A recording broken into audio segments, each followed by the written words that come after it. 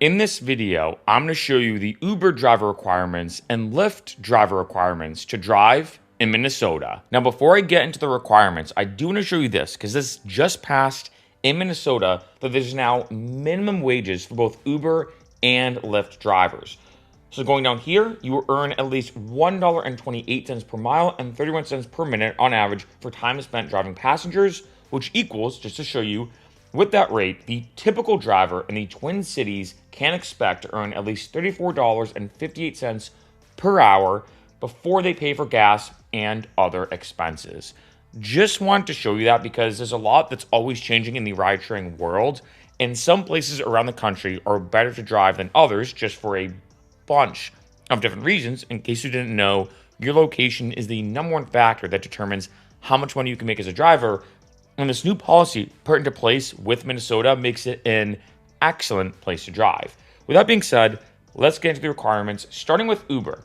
And one thing I do want to say is that Uber is way more limited in terms of the nitty-gritty requirements than Lyft on their site. I don't know why, because Uber is bigger than Lyft, in case you didn't know. But anyway, it goes down here. First off, when it comes to you need a valid U.S. driver's license, proof of residency in your city, state, or province, in this case, Minnesota, proof of vehicle insurance, and one thing I'll talk about a bit later in this video is definitely get rideshare insurance as well. But of course, you definitely need vehicle insurance and then a profile photo. In this case, you just take a selfie with your phone. Pretty easy. In addition, you have to be minimum 25 years or older. This is something that has changed. Back in the day, Uber was 21 years or older to drive. Now, it's 25 years or older. You need to have at least 1 year of driving experience. In the US, 3 years if you are under 25. You need an in-state license, like I said, and an eligible four-door vehicle. If you have a two-door vehicle, it does not qualify. One thing I will say, though, is if, let's say you do want to drive for Uber, let's say you don't have a car, or let's say your car doesn't qualify, you can rent one through Uber. At the time of this video, it's about $200 to $300 a week to rent a car to drive for Uber. And then lastly, a driver screening. It's going to do as you can see here, driving record and criminal record. So let's say your criminal record is clean, or what we think of a normal background check is clean, that's good. But if let's say you have 6 speeding tickets on your driving record, that might compromise your ability to drive for Uber, and they might or might not reject you depending on how they feel about it, right? So keep in mind, it's both a criminal background check or a normal background check as we think of it, but also a driving background check. Now going to Lyft, and Lyft is more specific, which I really like. I'm going to go down here first to driver requirements. You need a valid driver's license, pretty self-explanatory there, but if you only have a temporary license, take a side-by-side photo of your old driver's license next to the temporary license in case. You need to be 25 years or older as well. So keep in mind, unfortunately, this is the case with both Uber and Lyft. Like I said, it was kind of interesting because back in the day, Uber's 21 years or older. Lyft was always pretty much 25 for the most part. Now they're both 25. However, if you're, like, say, younger than 25, I do have a link listed below in the description to 15 different gig economy jobs similar to Uber and Lyft. And one thing I'll say as well is Uber Eats, Postmates, DoorDash, delivery driving is always kind of a good other option. We need to be only like 18 or 19 years old or older to do delivery driving. In case, like, say, you do want to do like a gig economy type job, but you don't qualify for Uber or Lyft. In addition, same thing with Uber. You need to pass the driver screening, and then you need a smartphone. You're going to have to take a picture as well. I'm now going to go up here to vehicle requirements because this is interesting. I've done a lot of these requirements videos. I've done a bunch of them for a bunch of different states, even specific cities, because here in California, for example, LA versus San Francisco, a bit different. And sometimes there's always new things I'm seeing. So first off, at least at the time of this video, your vehicle needs to be 2009 or newer. And when it comes to these specific cities, you can see right here that vehicles from 2009 to 2014 must have less than 150,000 miles. I've never seen that for any area. So keep that in mind. That can be unfortunate. Let's say you have a 2010 vehicle and you're at, 140K in terms of your mileage. It might be the case that you're driving and you're like, oh shoot, in 10,000 miles, it could be compromised. So that's a very interesting thing that they do require in those areas. It seems like 2008 or newer, 2009 or newer is these cities, sorry. And then 2008 or newer is all other cities. So that's another thing. If let's say want to drive in a specific city, if let's say 2008, you cannot drive in these cities, this collection, But if it's 2008, you could drive in other ones, right? Or all other cities besides these. Kind of interesting. Again, every city has different requirements and all that kind of stuff, even within the same state. Kind of weird, you know? Now we have 4 doors, 5 to 8 seats, including the drivers. Keep in mind, if let's say you do have a vehicle that's an XL, you can get more money for both Uber XL and Lyft XL for having more people in the car. Not a taxi, stretch limousine, or non-express drive rental vehicle. Lyft also has, dictionary popping up. Lyft also has a rental program. It's called Express Drive. And that not titled as salvage, non-repairable, rebuilt, or any other equivalent classification. Now going down to document requirements, you need a profile photo. It's a selfie. That's it. Vehicle registration, you have to send it and put it on the Lyft app. Personal vehicle insurance, like I said, and vehicle inspection. One thing I want to mention about the vehicle inspection, you have to do it once a year and submit that form to Lyft. What's good about Lyft and Uber is you can use the same form for both. So let's say you fill out a form that's meant for Lyft. It says Lyft on the form. You can submit it to Lyft and Uber. It's not like Uber says, hey, you have to do the same inspection, but it says Lyft on the form. No. Both Uber and Lyft accept other ride-sharing inspections as long as it's legit and it passes and everything. So you can submit, let's say, your Uber inspection form to Lyft and vice versa. Just want to say that as a quick side note. Going down to vehicle registration, drivers in Duluth specifically are required to upload a photo of their vehicle registration. Keep that in mind. In addition, vehicle inspection. This is where, again, it gets very interesting. That drivers in Duluth specifically, you can see it bolded, are required to have their vehicle inspected by an ASE certified mechanic. Approved drivers will need an updated vehicle inspection annually. And going down here, drivers in Mankato specifically may visit any mechanic with Lyft's inspection form. And then emblem, you want to make sure this is on your car. I suggest having this on your car pretty much at all times, anytime you're driving. I also suggest if you're driving both Uber and Lyft, which you definitely should, drive for both, by the way, I do suggest having both the Uber and Lyft emblem right there, as you can see, right on the passenger side of the windshield. And then lastly, I do want to talk about the Minnesota driver benefits, just because this is unique to Minnesota. I did touch upon this for a second earlier in the beginning of this video. Because you're here, you get guaranteed minimum earnings. You get an adjustment if you earn less than the guaranteed minimum earnings over a 14-day period, which is good. So like if you're driving and doing all the math out, you can get the amount that you should, they will bump you up and pay that kind of gap, if that makes sense.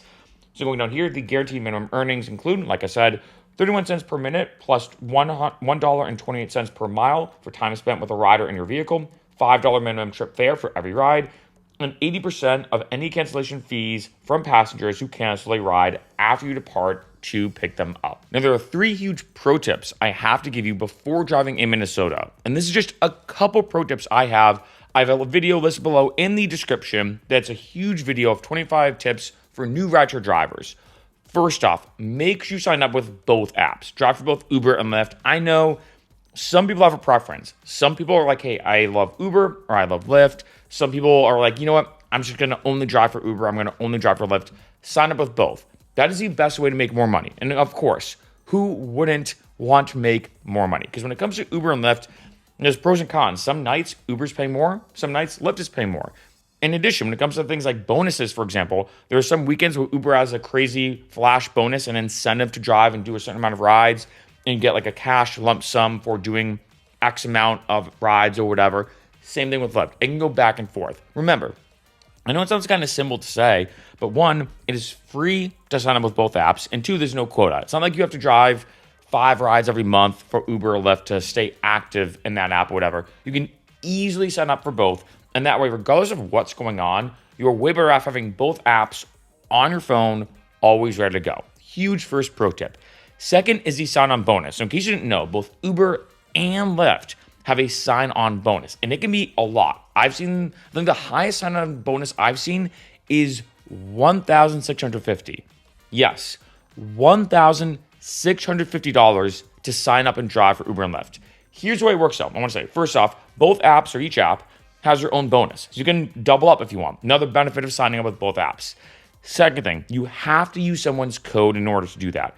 I'm not just saying this, so you can use mine. It is in the description if you want. You can Google a code. You can use your friend's code. Doesn't really matter. But I say this because when I signed up for both Uber and Lyft, I literally just went to uber.com, lyft.com, and signed up. And I did not get any sign-on bonus because I didn't use someone's referral link, referral code, sign-up code, or whatever. You can ask your friends. I do have mine in the description. You can Google one. Doesn't matter. Just when you sign up make sure you use a code. That way you kind of are put into the sign-on bonus potential, because then next, you do have to hit a certain requirement. So typically it's a certain amount of rides within 30 days. And I will say this, which is kind of unfortunate, it's all or nothing. So it might say like, hey, you have to do 100 rides in your first 30 days after signing up to be able to drive.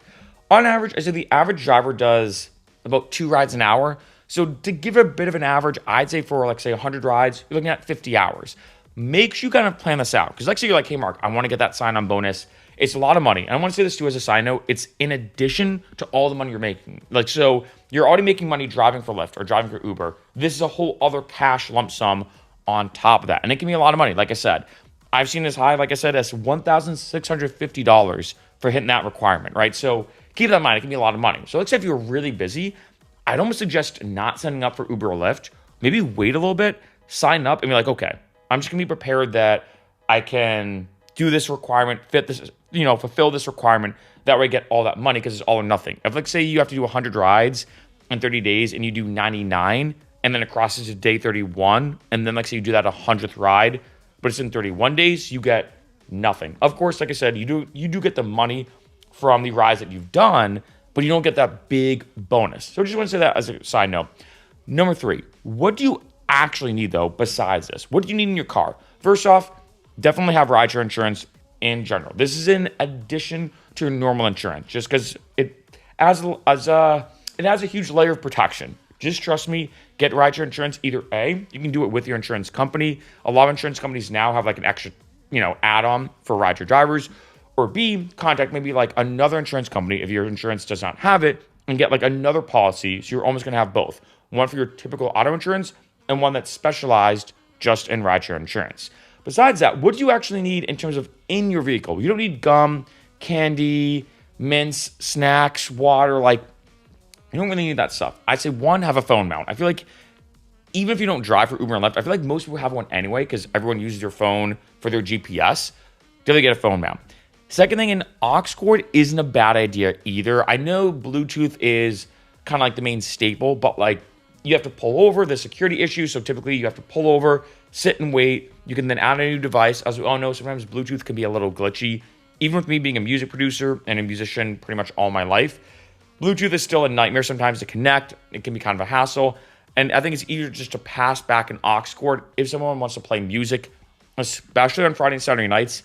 You got to have it so people can play music when going out to the club, the bars, or whatever. And then 3, definitely get a phone charger. I also suggest maybe get one of those ports you plug into your car that has almost 2 USBs. That way you have one that's always charging your phone. Your phone's always charged because your phone is going to die quicker than you think if you're running, like, say, Uber and Lyft and, like, say, Spotify to have music on and, the GPS. Your phone's going to die a lot quicker. So have one always plugged in. Then get a second one. You could probably get like a 2-pack of charging cords on Amazon for like $5 or $10. Then get a second one that's just meant for passengers. Maybe make it like one of those like 5 to 10 feet long cables where if someone does need to charge their phone, you grab it, pass it back. And on top of that, huge pro tip, see if you could find one of those like multi-port ones where it has like USB-C, micro USB, the iPhone lightning port or whatever. That way, like say if someone has an Android or an iPhone, you could pass back this kind of multi-port cord, pass it back, they can charge their phone, and then you're good to go.